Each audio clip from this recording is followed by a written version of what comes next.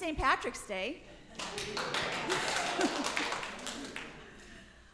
Welcome to the beloved community known as UU Amherst. My name is Kate Smith, and today we have some special blessings and things celebrating this day. This is an Irish blessing that actually hangs in my front hallway. Here's to Cade Míle Fáilte, to friend and to rover. 'Tis a greeting that's Irish as Irish can be. It means you are welcome 1,000 times over, wherever you come from, whosoever you be. We're so glad that each one of you is here today. If you are a newcomer, we hope you'll keep coming back and make UU Amherst your spiritual home. For those who have already made this place your home, we hope you will continue to challenge yourself to grow and to help us live out our aspirations of beloved community. There are so many ways to get involved. Your order of service lists a few of those opportunities with more information on our website. Please join us after the service for coffee and conversation in the Emerson room, directly behind this space. And I'm also just going to put a plug in there. I brought other St. Patrick's Day temporary tattoos for anybody who would like one, also in the Emerson room after service. Thank you.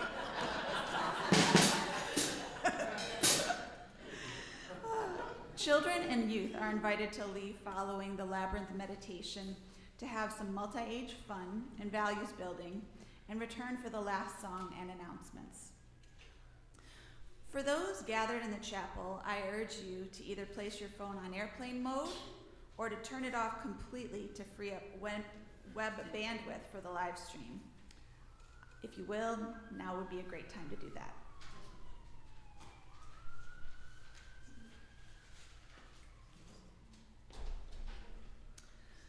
Unfortunately, we will not be engaging in a time to greet your neighbor where folks wander and welcome one another with handshakes, hugs, and smiles. Our medical team has advised us that the norovirus is spreading throughout the northeast, and we can best protect ourselves and one another by refraining from skin-to-skin contact. The symptoms of norovirus are similar to stomach flu, and we don't want to share that with each other. Frequent hand washing with soap and keeping some distance is your best protection, since hand sanitizer is not helpful. It is our custom when we gather to light the chalice. The chalice is a cup or vessel that symbolizes the gathered community.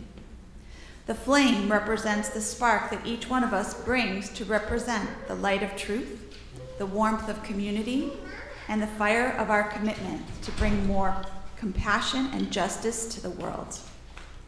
Please join me in our chalice lighting words. We gather this hour as people of faith, with joys and sorrows, gifts and needs. We light this beacon of hope, sign of our quest for truth and meaning, and celebration of our life together. Each week, as we light the chalice to symbolize the gathered community, we also acknowledge that our church is built on holy ground, land that was nurtured and cultivated by first peoples who occupied it before us. We offer this libation as our giveaway, a symbol of our respect for and deep connection with the land.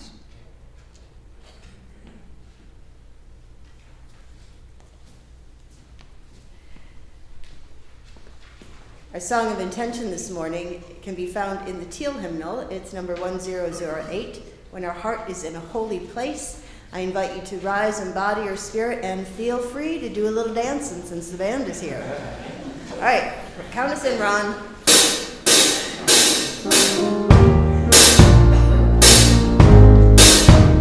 Let's pick up the tempo a little.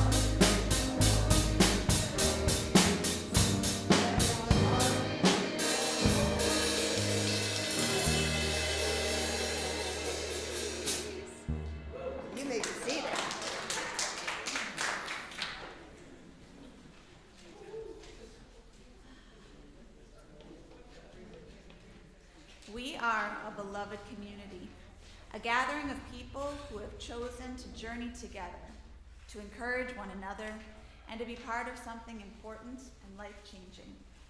Because we aspire to be such a people, we make bold promises about how we will be with one another. Whether today is your first time or you've made UU Amherst your longtime home, you are invited to share in our sacred promise.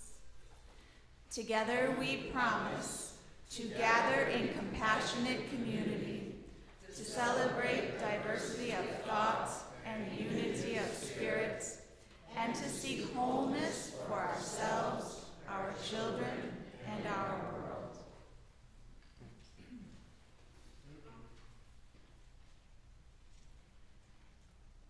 You'll note that in your order of service, the flow of the service is divided into 3 distinct ways of being that mirror the labyrinth journey: entering, engaging, and emerging. We have entered this space. We've welcomed one another, we have sung with great gusto and super fun, and we have made this time and place sacred by our presence together. Now we find ourselves in the center of our labyrinth, the place of stillness, where we can lay down our burdens and rest for a while, to take in the words that are offered and to sift them through our own experience. Each week we bring our whole selves to this time. We bring our joys, our sorrows, our concerns, and we bring them to the heart of this congregation. The table where we enact this rite is at the center of our space, and we offer silent acknowledgement of that which we bring. Perhaps we notice someone is having a moment, a hard time, and so sometimes, a hand on a shoulder. This is where we weave the tapestry of our gathered community. And so I invite you to come forward as you will, to place a stone or shell on the labyrinth, so that you can be fully present and know that what you bring is held in this container of love. Come forward as you will.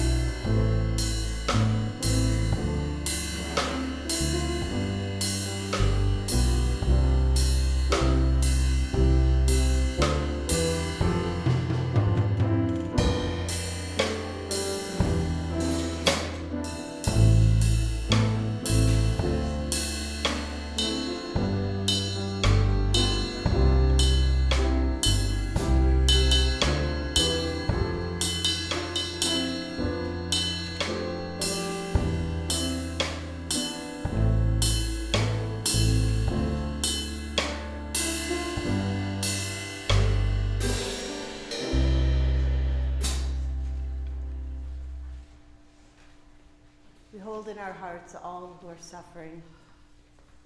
Although we may feel powerless to effect big changes in our world, we know that intimate acts of compassion and kindness ripple out to change hearts and lives. I invite you to remain seated as we sing our meditation song. This is in 3 parts. and you get to decide what part fits you. If you like to look at music, it's 1009 in the teal hymnal. But we're all going to start together, breathing. May I have a seat, please? So everybody together. Breathe in, breathe out, breathe in, breathe out, breathe. Keep going. Breathe. If this is where you're comfortable, this is where you stay.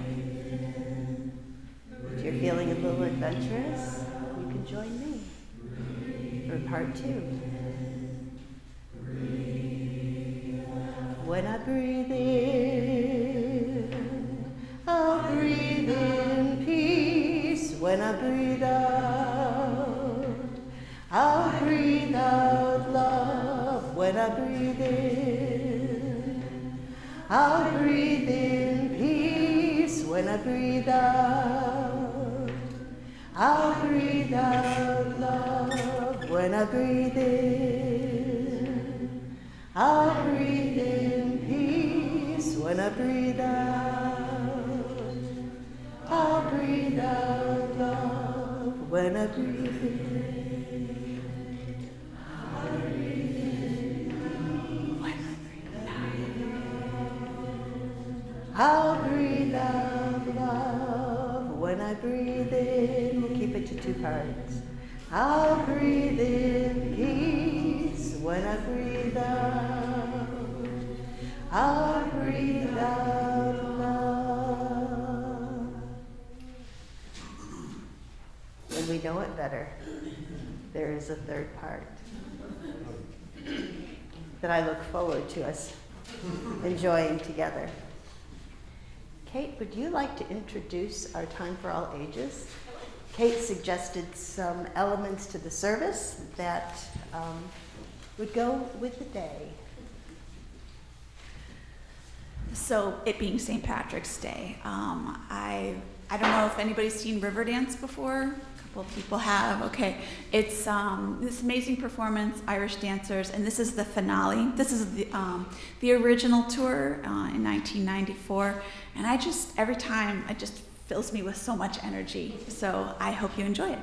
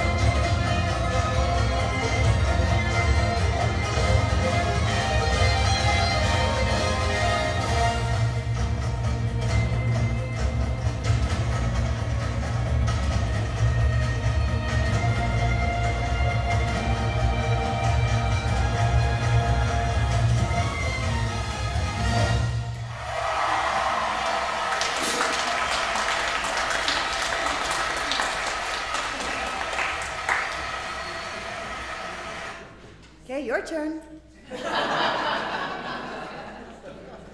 They make it look so easy. So for a while, back when we lived in Tallahassee, back at the turn of the century, it's so fun to say that, my daughter and I took Irish step dancing lessons, but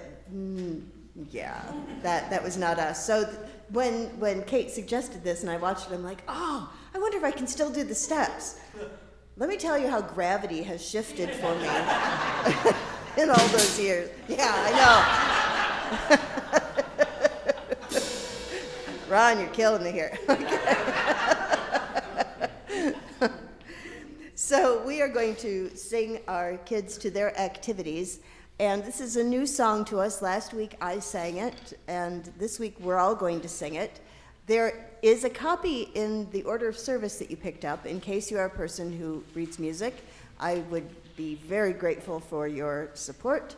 Otherwise, follow along. James, if you'll just play the melody one time through, and then we'll be brave.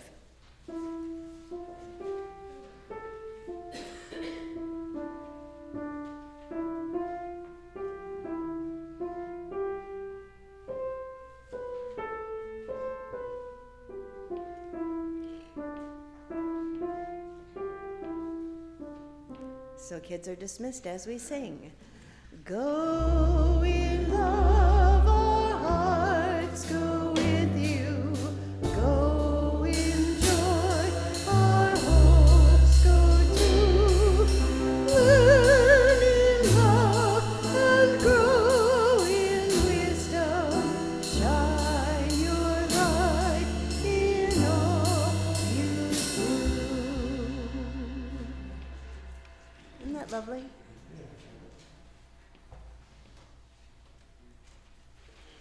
If you look at your order of service, you'll notice that all of the readings and hymns have been composed by Unitarian Universalist and Unitarian Universalist women.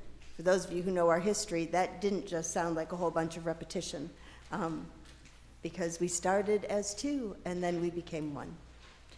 March is Women's History Month, and our faith has been out in front, valuing women's contributions since at least the 18th century. We're going to hear some stories about a handful of these women, as well as lifting up their words. We begin, not in chronological order, but with the woman who understood that the foundation of our faith is with our children. Sofia Lyon Fahs, religious educator. Sofia Lyon Fahs was born in 1876, the child of Presbyterian missionaries. She wanted nothing more of her life than to follow her parents' footsteps into the mission field. In 1901, she took a part-time job at the YWCA associated with the University of Chicago, a decision that would change her life forever. In 1902, she married Harvey Fahs, and they never made it to the mission field. Harvey and Sophia were hungry for a form of Christianity that would engage their minds as well as their hearts. They moved to New York City and became involved with the Methodists. Along with her studies under Mann at the forefront of the progressive education movement at the Teachers College, Sophia had the opportunity to observe teachers at the Horace Mann School, the practice school of the college. She was deeply impressed. But how to translate what she was learning and observing into her chosen field of religious education? One of her teachers emphasized the primacy of experience in the education of children and the importance of vivid, accurate detail in materials written for them. In between bearing 5 children of their own, coping with their frequent illnesses and the death of 2 of them, Sofia Fahs was busy in her field.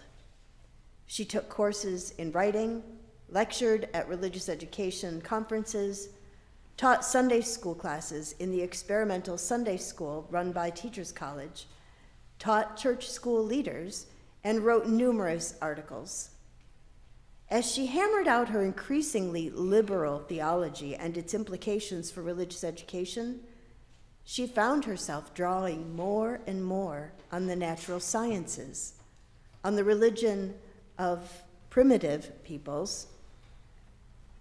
That word came from the Wikipedia part, and on other world religions.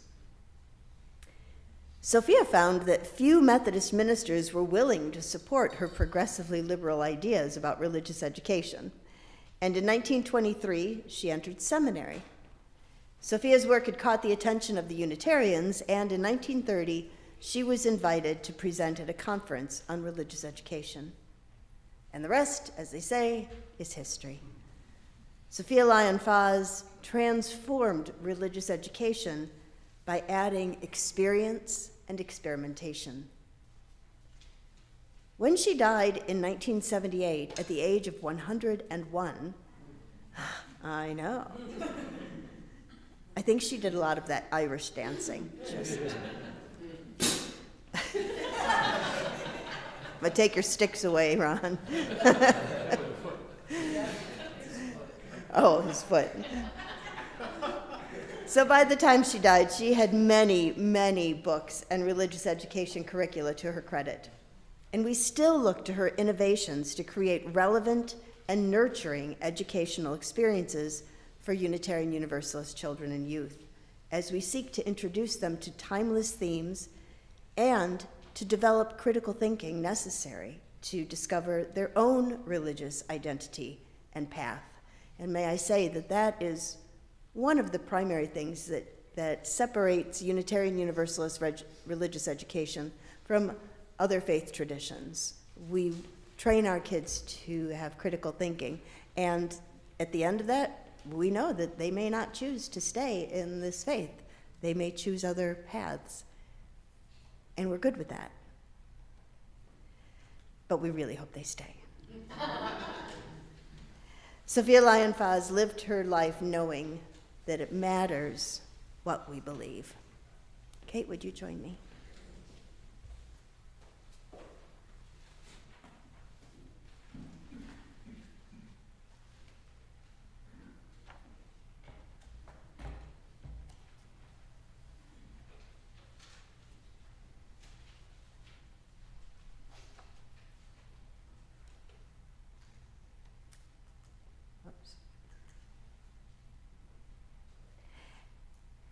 My glasses are upstairs, by the way.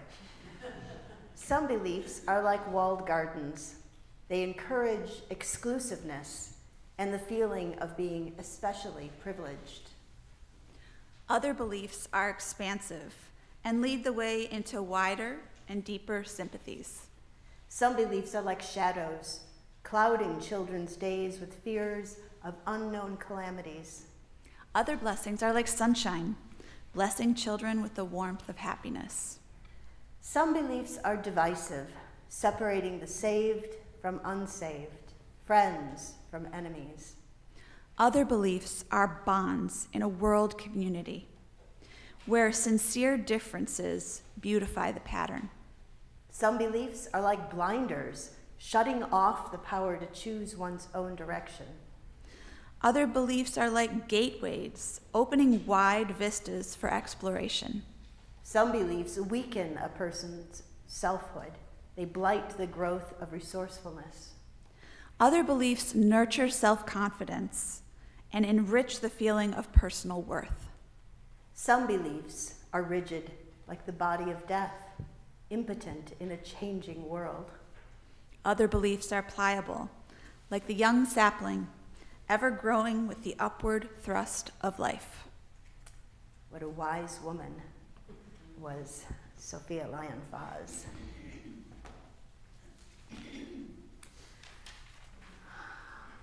Thanks, Kate. You can relax now. Well, actually, Reverend Michelle, as long as I'm up here, I thought maybe we could talk about another influential woman in our life. I was thumbing through the back of the hymnal while you were going on and on about Sofia Lyon Fahs, and I came across an amazing reading by a woman named Olympia Brown. I figure she must be pretty important to be included in the hymnal. I think I remember hearing something about her work as a suffragette. Does that ring a bell? Why, yes. Olympia Brown. I can't believe you knew that, Kate. Amazing. Completely unscripted. Totally. Olympia Brown, who was born in 1835, has the distinction of being one of the few suffragettes who lived long enough to actually vote. At the age of 85, she cast her first ballot on November 2nd, 1920. Wow, that's amazing. So I get the social justice connection. UUs have always been passionate about social justice, but the reading in the hymnal seemed to be about religion. It starts out with the words, "Stand by this faith." That seems like a call to action. You're right, Kate. Olympia Brown holds an important place in our history. She was born in January of 1835 in Kalamazoo County, Michigan, the eldest of 4 children. Her parents encouraged Olympia to become educated, and once she finished her work at the academy, they sent her to Mount Holyoke Female Seminary. But that school was much too orthodox for our Olympia, who had been raised a Universalist. She soon transferred to a new school in Ohio, Antioch College, which was much more to her liking. In fact, she liked Antioch so much that the whole family moved to Yellow Springs so that her younger siblings could also attend Antioch. While she was there, she heard a woman preach and became consumed with the idea of becoming a minister. Unfortunately, the theological schools where she applied were not so visionary as Miss Brown, and she was turned away. Ebenezer Fisher, the president of St. Lawrence University, tried to soften the blow by telling her that if she really felt called to ministry, that she could, of course, study there, but that she would have to clear that with God. He was confident that with prayerful contemplation and Bible study, Olympia would see that her desire to go into ministry was clearly outside the will of God. Imagine his surprise when she showed up, ready to take classes. She even brought his letter with her to prove that she indeed had been accepted into theological study. He had no choice but to let her enroll, and Olympia kept up with her male peers and graduated. Dr. Fisher was not exactly charmed by the notion of ordaining the first woman into Universalist ministry, and he would have liked to have redirected her away from ordination. But the parish at Hovelton wanted to call her as their minister, and one of their members happened to be on the ordination council for the St. Lawrence Association. On June 25th, 1863, Olympia Brown was ordained with full ministerial standing, which is an important phrase, with Dr. Fisher taking part in the historic ceremony. I was just reading about women's ordination to ministry. That's why Olympia Brown's name sounds so familiar. Did you know that although the Methodists started ordaining women just 17 years later, in 1880, women didn't actually have full clergy rights until 1956. Same thing for Presbyterian women. And we won't even mention the Southern Baptists who banned female ministers in June 2023. Throughout her life, Olympia Brown encouraged young women to enter the ministry, and many did, following her example of devotion to liberal religion and advocacy of women's rights. What an inspiring woman. Thanks, Kate, for helping me tell her story. My pleasure.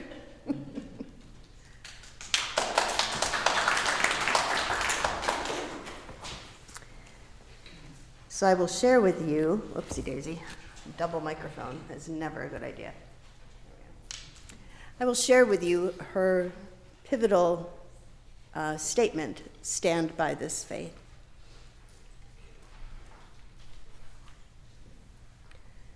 Stand by this faith, work for it, and sacrifice for it.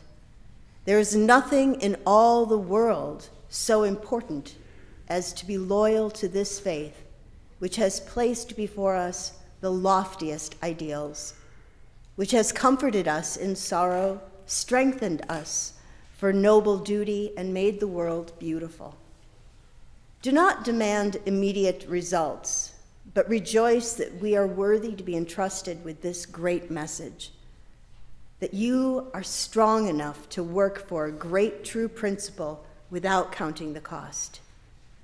Go on finding ever new applications of these truths and new enjoyments in their contemplation, always trusting in the one God which ever lives and loves. Imagine hearing that in the late 1800s. That had to be revolutionary.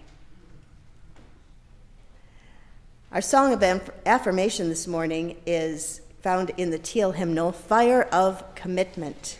So be ready, because the band is going to take you to new heights, all right? This is going to be so much fun. Try to control yourselves. All right. No, don't try to control yourselves, actually. So please rise and body your spirit as Ron counts us in with a 5-4.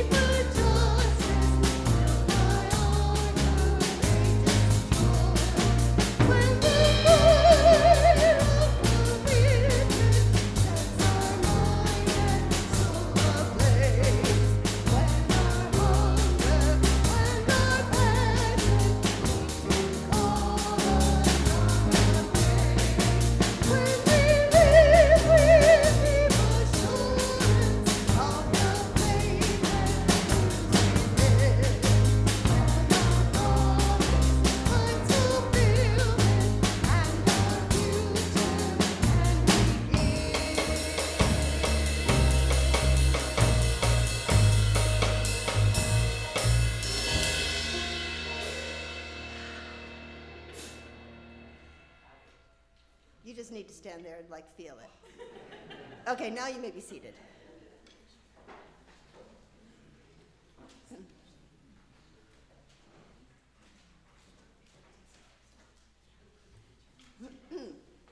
Yes, indeed. We're going to engage in a shared reading. And so I will read as one, and all y'all will read as many along with Kate. We must sit down and reason together. Perhaps we should sit in the dark, In the dark, we could utter our feelings. In the dark, we could propose and describe and suggest. In the dark, we could not see who speaks, and only the words would say what they say. No one would speak more than twice. No one would speak less than once. Thus saying what we feel and what we want, what we fear for ourselves and each other into the dark. Perhaps we could begin to listen. The women must learn to dare to speak. The men must learn to bother to listen. I think we need a moment of silence for just that sentence. Breathe it through, okay. The women must learn to say, I think this is so. The men must learn to stop dancing solos on the ceiling. After each speaks, she or he will say a ritual phrase. It is not I who speaks, but the wind. Wind blows through me. Long after me is the wind. Thank you.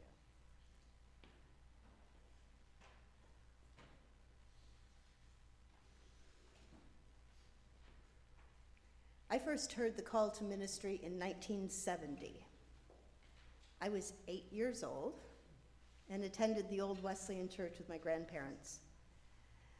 In that context, at that time, it was inconceivable that a girl could be called to ministry. Perhaps I had overheard somebody else's call, a boy's call. Of course, women couldn't be ministers. I could be a Sunday school teacher, or I could be a minister's wife, or maybe a missionary's wife and work side by side in the mission field. I could join the Women's Christian Temperance Union. My grandmother ran the local chapter. But I could not be a minister. As far as I knew, in 1970, there was no such thing as a woman minister. A little over 100 years earlier, I was not there, in 1858, another 8-year-old girl heard the call to ministry. Her name was Marion Murdoch, and she lived in northeastern Iowa. Marion and her 4 sisters had broad-minded parents who urged them into service careers.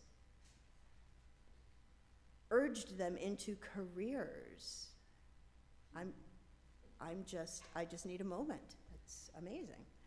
The family was made up of free-thinking universalists, and it was no surprise to anyone when Marion announced her intention to become a minister. As a young woman, Marion fully embraced the warm humanistic faith and strong social consciousness of Western Unitarianism. At the time, there was a distinct difference between the Unitarianism practiced along the East Coast and that which had wandered out west. Actually hadn't wandered, gone quite purposefully out west. Out west being like Iowa, so it was the end of the 19th century. It was not until 1882, at the age of 32, that Marion felt sure enough of her calling to take her first step toward ordination by entering Meadville Theological School. And in 1885, she took over the pastorate at Unity Church in Humboldt, Iowa, with her younger sister, Amelia, joining her as parish assistant. The folks in Humboldt had high expectations for their new minister, and she had mighty big shoes to fill. The outgoing ministerial team was the formidable duo of Mary Safford and Eleanor Gordon, who had served that congregation together for 5 years. Have you heard of Mary Safford and Eleanor Gordon? Mary and Eleanor were friends from girlhood. When they were in their early 20s, they pledged that they would spend their lives together and serve the world as a team. Mary announced her intention of becoming a Unitarian minister, and Eleanor was already well on her way to a career in education, having been recently elected an assistant high school principal. On June 29, 1880, Mary Safford received ordination at Humboldt Unity Church. I hope you're keeping track of the dates. There's not going to be a quiz or anything. But you're catching, right, that all these dates start with 18. Mary Safford and Eleanor Gordon began their ministry in Humboldt in 1880, after they had begun the Hawthorne Literary Society nearly 10 years earlier in Hamilton. These young ladies were gearing up for ministry 100 years before I first heard the call and was told that girls couldn't be ministers. Eleanor eventually left the field of education to pursue ministry. She and Mary began what has become known as the Iowa Sisterhood by offering shelter and education to young women who felt the call to ministry and who exhibited an aptitude and strength of character congruent with this calling. Mary Safford and Eleanor Gordon not only devoted their lives to spreading the good news of Western Unitarianism, but also to training up more women ministers to take churches on what was then the frontier, and where men who had trained for ministry at Harvard were loath to go. It is largely due to the tireless efforts of Mary and Eleanor and the others in the Iowa Sisterhood that Unitarianism flourished in the Midwest. These women were effective and respected in their congregations, and then summarily ignored when they attended national Unitarian conferences back east. Much of what we think of as just part and parcel of church, things like pastoral care, calling on the sick, meetings and opportunities for religious growth throughout the week, these were innovations that Mary and Eleanor put into practice in their various churches. They thought that church folk were like a family. So it only made sense that the church building should be home-like and inviting. Their sermons, although intellectually rigorous, were more about building community and how to live one's faith, a distinct difference from their male counterparts in New England, who preached long, elaborate sermons that had little to do with practical living, and who considered their full ministerial duties to be related to the writing and delivery of said sermons. The frontier churches were busy places all throughout the week, many offering educational opportunities for children and adults, in addition to workshops, literary societies, and community events. All of this innovation was taking place throughout the 1880s and 1890s. In her chronicle of the history of the Iowa Sisterhood, Cynthia Grant Tucker says, while it might be tempting to think of this early emergence of female clergy as part of the same rising movement that has carried significant numbers of women into the pulpits in recent years, to do so would be to suggest that the influx was much larger and more sustained than it was, and thus to obscure two of its most telling features: its sparseness and its vulnerability. There was no great rush of females into the ministry in the late 19th century. In 1870, only 5 women had sought a place alongside the 600 male liberal clergy.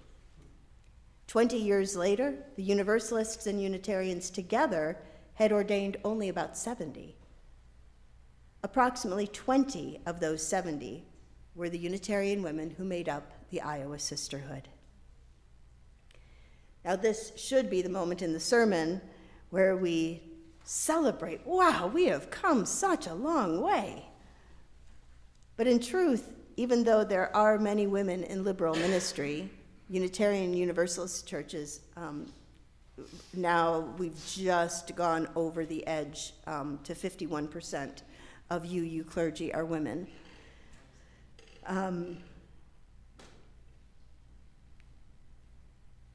Congregations still have a cultural resistance to having a woman in the pulpit.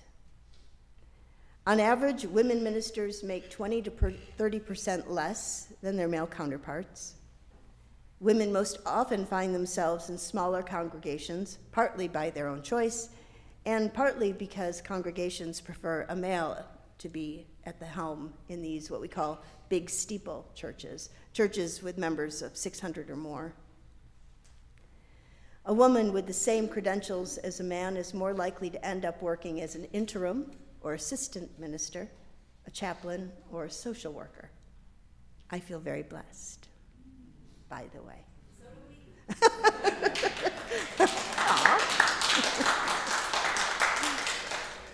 We have every right to feel some pride for having the first fully ordained Universalist woman minister in Olympia Brown back in 1863.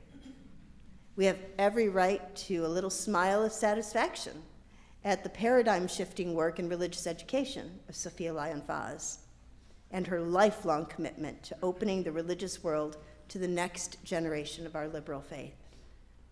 We have every right to lift up the work of the Iowa Sisterhood and to point to the radical way they changed our faith from being predominantly intellectual to being a faith that appeals to both heart and head, and that compels us to join hands and work to make the world a better place for the displaced, disillusioned, and disenfranchised.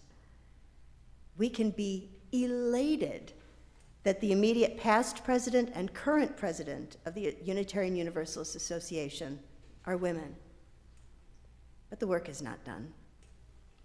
If we fail to recognize the call to action that echoes from the halls of our history to this moment, then we fail to honor the work of these women and the men who walked and worked side by side with them. Reverend Olympia Brown said it best: stand by this faith, work for it, and sacrifice for it. There is nothing in all the world as important as to be loyal to this faith. And so let us follow the example set by these remarkable women: Marian Murdoch, Mary Safford, Eleanor Gordon, and the others in the Iowa Sisterhood. They maintained cozy and clean churches. Check. They created programs that kept their churches busy all week, improving the lives of men, women, and children of all ages and stations. They had no idea about Zoom. More importantly, they were not shy about sharing the good news of their faith, expanding Unitarianism and Universalism into the frontier and beyond. Sofia Lyon Fahs not only revolutionized methods of religious education, but also stayed involved in nurturing young hearts and minds well beyond when her own children were in Sunday school. Olympia Brown and the suffragettes endured imprisonment, beatings, and the loss of family and friends in pursuit of voting rights for over half of the American population, that being women.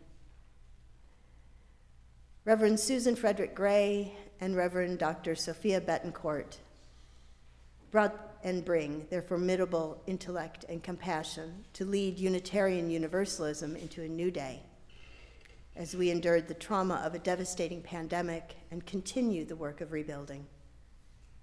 All of these women, and so many others left unnamed, each in their own way and together, in communities of faith and justice, created pathways to transformation, building new ways of being and doing church.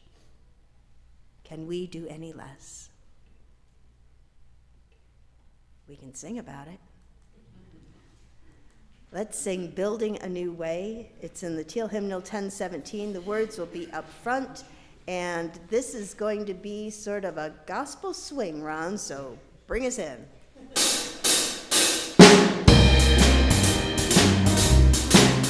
We are building a new way. We are building a new way.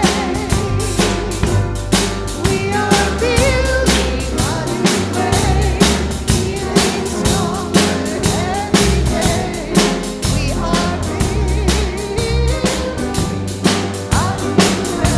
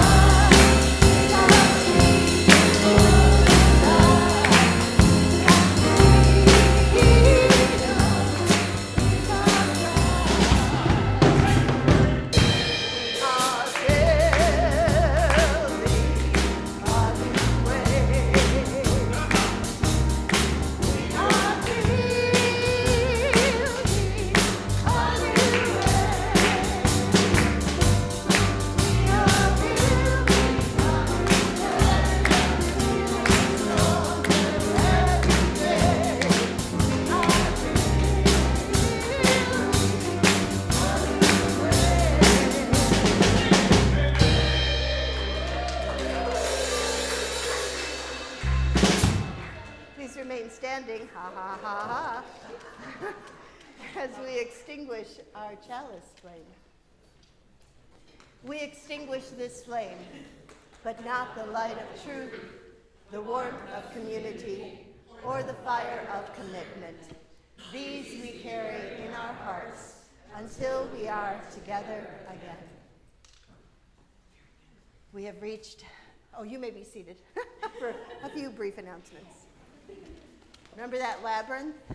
We entered, we engaged, and now we are ready to emerge. How about a round of applause for that band? Yes. Thank you so much. That was rocking. As our service draws to an end, our service to the world is ready to begin. Let me tell you about some of the opportunities to connect and serve in the days to come. Please join us for coffee and conversation immediately following the service. We meet in the Emerson room, just through the double doors at the back of the chapel. It is St. Patrick's Day, the only day of the year where I disagree with the wise words of that great, great philosopher Kermit the Frog. It is easy being green. It is easy being green. And if you want a little help being green, I did bring some St. Patrick's Day temporary tattoos and stickers that I'll be sharing with everyone who wants one. Next week is the beginning of the Christian Holy Week leading up to Easter. On Palm Sunday, Christians commemorate Jesus' triumphal entry into Jerusalem as the crowd shouted, "Hosanna to the Son of David." We'll celebrate in our own way and honor women's history as we offer hosannas to the woman at the heart of Christianity. As always, see the church newsletter, the foreword, for information regarding upcoming services and events.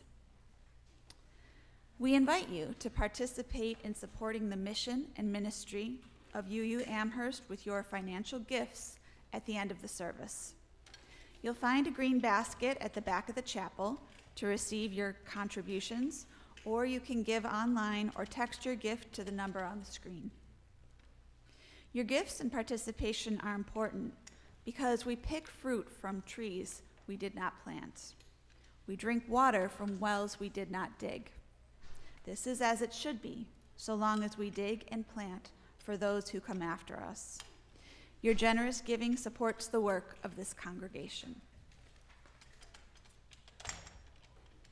And now, please rise and body your spirit as we sing our closing blessing. And for anybody who's new, we do three little verses, and on the third verse, hello, are you going to help me say that? You want to come? This is Poppy, everybody, say hi. Hi. On the third verse, we twinkle our eyes at each other and just sort of look around and connect. All right, count us in, Ron.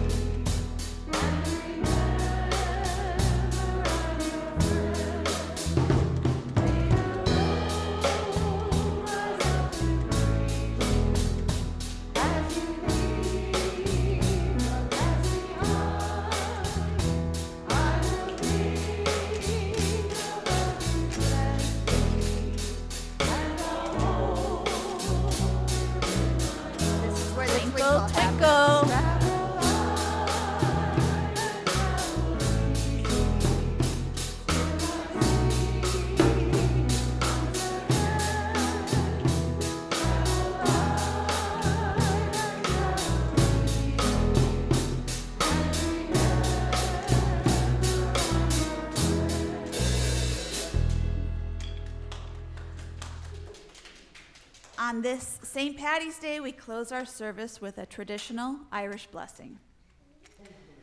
May the road rise up to meet you. May the wind be ever at your back. May the sun shine warm upon your face. The rains fall soft upon your fields. And until we meet again, may God hold you in the palm of his hand. Let us go in peace. All right, count us out, Ron. You having trouble?